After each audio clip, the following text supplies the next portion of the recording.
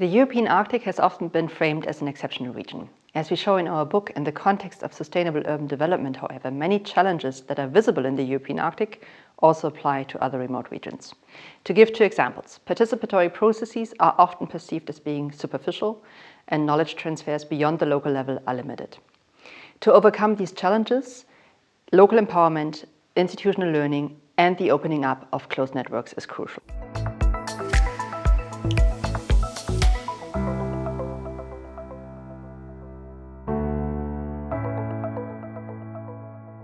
Sustainable development of municipalities is influenced by numerous treaties, laws, and policies, from the international to the local level. The municipalities have broad competences for their implementation. However, their involvement in the decisions on the higher governance levels is lacking, and their capacities for local implementation is limited. We focused on the Nordic model, which in principles is based on transparency, equality, and good governance principles. However, the research results indicate that many groups are marginalized in decision-making processes.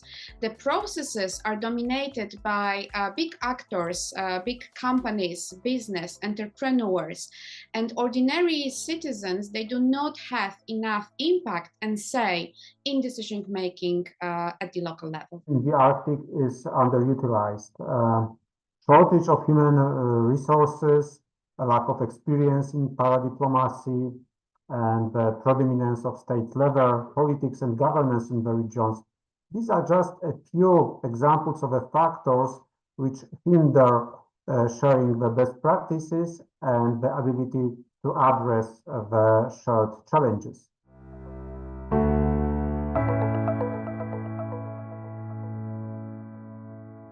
The local level needs more agency to adapt regional, international, and global visions to the needs of the communities. For that, it is important, firstly, that actors, local actors, are included earlier in policy processes at higher levels, and that we establish inclusive multi-actor platforms.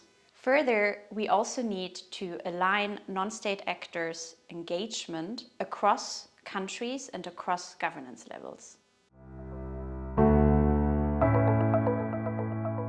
We observed many barriers for knowledge exchanges that require further attention. It is most important to focus on leadership and on the relationships between state and non-state actors.